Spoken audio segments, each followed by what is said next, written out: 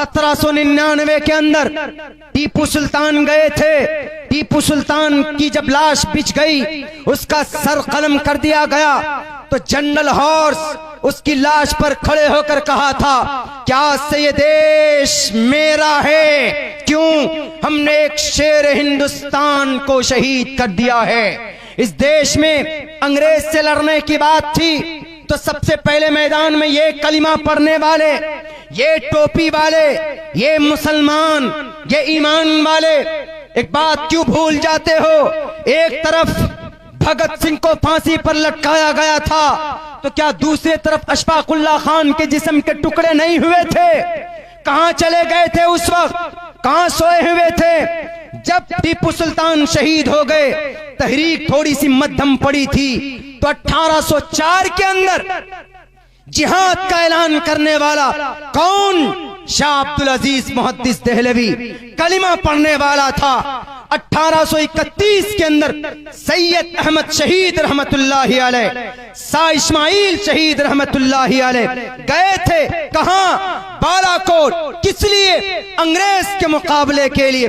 1857 के अंदर जंग आजादी की बाज़ाब्ता शुरुआत होती है। कौन थे मैदान में? मौलाना कासिम, मौलाना रशीद अहमद गंगोही, हाफिज जामिन शहीद रहमतुल्लाहि अलैह और बड़े बड़े उलमाए किराम।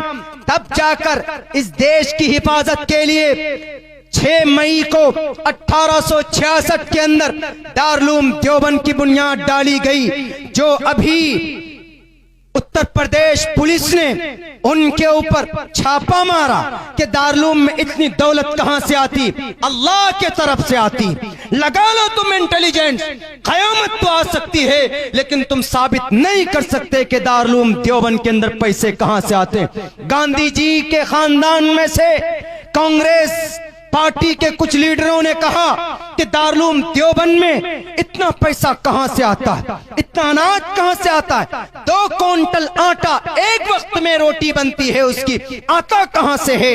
अपने इंटेलिजेंस को, अपने सीआईडी को भेजकर, अपने प्रोफेसर को भेजकर कि चेकिंग करवाया। हजरत मौलाना टूटे फटे कपड़े में ताला खोल कर दिखाया, कुछ भी नहीं है, एक भी गंदुम का, एक भी गेहूं का दाना नहीं।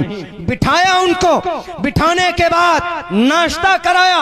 सिर्फ 1 घंटा गुजरा था। 1 घंटे के बाद कहा कि मेहमान मोहतरम, अतिथि देव भवा, आयुष्मान देव भवा, हम आपकी इज्जत करते हैं। We respect from the bottom of our heart, दिल की गहराइयों से आपका वेलकम है। आइए जरा दोबारा हमारे गोदाम को देखिए। दोबारा जब गोदाम की चाबी खोल कर, ताला खोल कर देखते हैं तो पूरा गोदाम यहां से वहां तक अनाज से भरा पड़ा है। तब जाकर तौबा किया कि हम पूरी दुनिया के बारे में गलत सोच सकते हैं, लेकिन दारुल देवबंद का कनेक्शन अल्लाह तबारक व तआला से जुड़ा हुआ, हम इसको नहीं मिटा सकते। ये ईमान की ताकत होती। उत्तर प्रदेश पुलिस पहुंची दारुल देवबंद। इतनी बड़ी लाइब्रेरी करोड़ों रुपए, अरबों रुपए का कहां से आ गया? उस दारुल में जा रहे हो जिसकी बुनियाद डाली गई थी इस देश को आजाद करने के लिए। तारीख याद नहीं तो बताओ, अपने लीडरों को कान में डाल ले।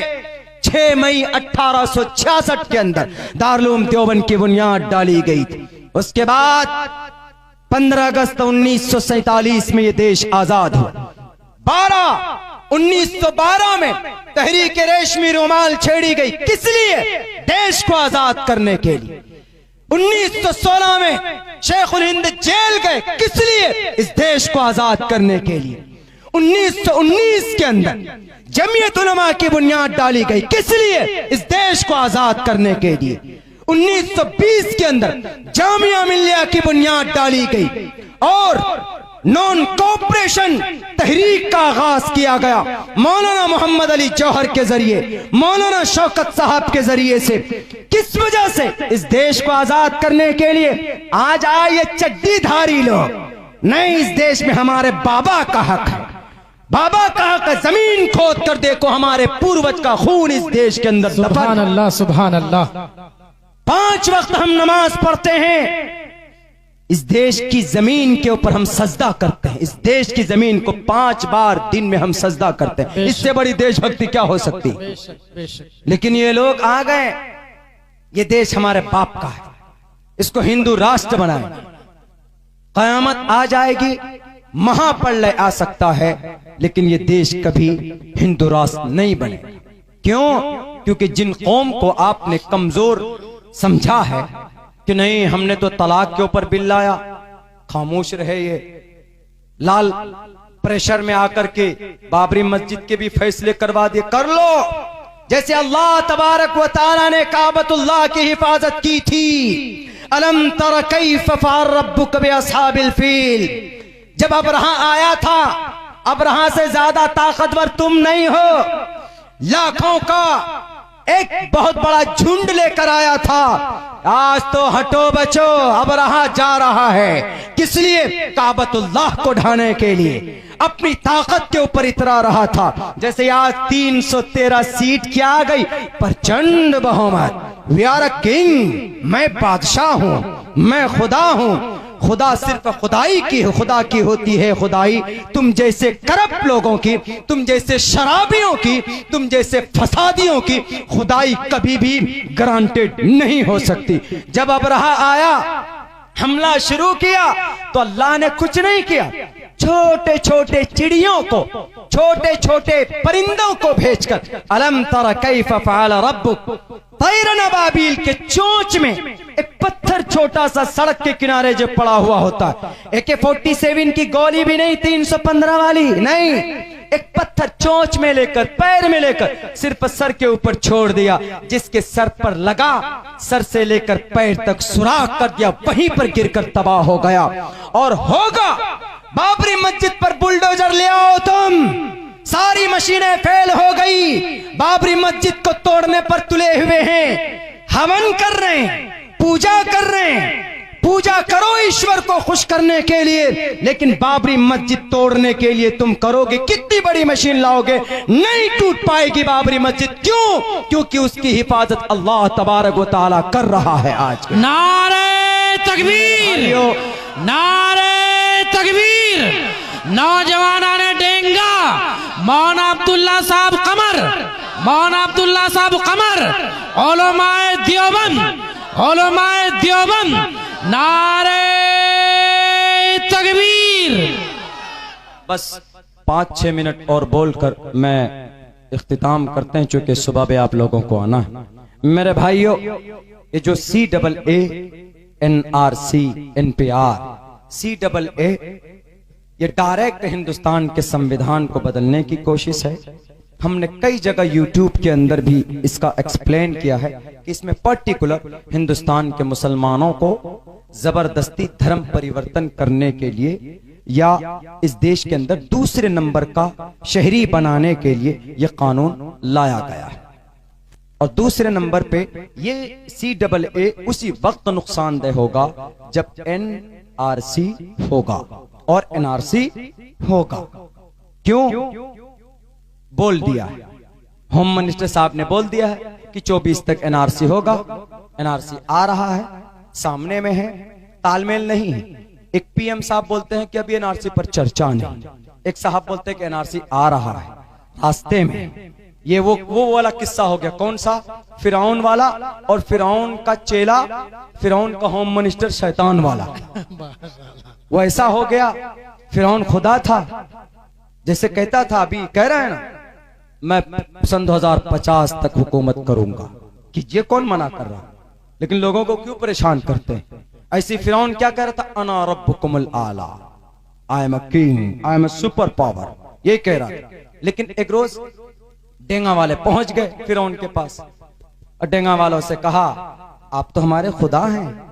कहा क्या बात है, बोलो। कहा हमारे धान का खेत सूखा हुआ है, बारिश करवा दीजिए। कहा बस इतनी सी बात है, कोई बात नहीं, आज जाओ, रात को बारिश हो जाए। शैतान को बुलाया, अपना होम मिनिस्टर को बुलाया। शैतान उनका होम मिनिस्टर था, फिरौन का होम मिनिस्टर को बुलाया और होम मिनिस्टर साहब से कहा कि मेरे होम मिनिस्टर साहब, बारिश की डिमांड कर रहे हैं लोग, बादल के ऊपर तो मेरा कब्जा है नहीं, मैंने तो कह दिया कि मैं खुदा हूं। क्या कहने, अब होगा क्या? क्या घबराइए नहीं, हम करवा देते हैं इंतजाम। तो रात को शैतान अपने टोटल चेलों को बुलाया, सारे चेले चपाटे जितने भी थे उनके जयलाग थे बुलाया। सबने कहा अरे कौन सी बड़ी बात आ गई, सबको बुला लिया, हर जगह से बुला लिया। का काम कुछ नहीं करना है, 5 मिनट का काम, जाओ फला फला के खेत में पेशाब कर दो। गया, सारे शैतान पेशाब करके आ गए, खेत एकदम भर गया सबका, रातों रात सबको भेज दिया। शैतान उनका होम मिनिस्टर भी चला गया। उसके बाद सुबह जब डेंगा वाले गए खेतों में, देखा कि भाई बारिश हुई और इतनी अच्छी बारिश हुई कि पूरा एकदम खेत लबालब है, कोई दिक्कत नहीं। और यकीन हो गया किन पे? फिरौन पे। हाँ ये खुदा है वाकई, इट इज ओरिजिनल खुदा एंड दिस इज ओरिजिनल खुदा, ये ओरिजिनल खुदा है। इसलिए कि हमने कल कंप्लेन किया, आज बारिश करवा दी, इससे बड़ा खुदा और कौन हो सकता। दावा मजबूत हो गया। लेकिन जब धूप निकली तेज और जब सूरज यहां तक पहुंचा, जब तेज धूप पेशाब पर पड़ता है उसकी बदबू आती। अब बदबू जब आनी शुरू हुई तो लोगों ने सूंघा, कहा कि भाई ये बदबू तो खेतों से आ रही है, पानी कौन सा है? जांच करो, तो जांच किया तो बहुत ज्यादा बदबू आने लगी। तो शाम को सारे लोग पहुंचे डेंगा वाले, उन्होंने कहा कि महाराज मेरे परमात्मा, ये बारिश कैसे पानी की हुई जो बदबू आ रही? उन्होंने कहा कि गड़बड़ी हो गई होगी केमिकल में, जाओ मैं अपने वजीर से पूछूंगा, होम मिनिस्टर से जो बारिश करवाया है, जो बारिश का मालिक है, उनसे पूछूंगा। इसलिए उल्टा पुल्टा हो गया। एक तो बोलते हैं कि एनआरसी आ रहा है, एक बोलते हैं कि एनआरसी कुछ नहीं होगा, वहां पर भी उल्टा पुल्टा हो गया। यही किस्सा सेम फिरौन का और उसके चेले। तो शैतान को बुलाया रात में, बड़े एकदम गुस्से में शैतान से कहा फिरौन ने, अरे तुम हमारी खुदाई गड़बड़ करोगे, मेरी सरकार गिराओगे तुम। कहा क्यों? का बारिश करवाने के लिए कहा था, कौन सा पानी लाया जो बारिश से बदबू आ रही है पानी से? उन्होंने कहा कि पेशाब का कराया था, सारे सबको बुला करके बड़ी मुश्किल से, जिसको पेशाब नहीं आता तो उसको भी जबरदस्ती करवाया, तू भी कर, भरना है, खुदाई मजबूत करनी है। तो इसीलिए हमने तो बड़ी मेहनत की, सारे कार्यकर्ताओं को, सारे वर्करों को लगा दिया, और आप भी नाशुक्री कर रहे हैं। उन्होंने कहा कि पेशाब की क्यों बारिश करवाया, पानी की नहीं करवा सकता था? बादल को ले आता पकड़ के, तो पता होम मिनिस्टर क्या कहता, जहां तुम जैसा खुदा, मुझ जैसा होम मिनिस्टर, वहां पेशाब की बारिश नहीं होगी तो क्या मन्नो सलवा की बारिश होगी? तो यही है ये देश की हालत। दोनों अनपढ़ बैठे हैं, संविधान नहीं जानते, वो सोचे भी नहीं होंगे कि अरे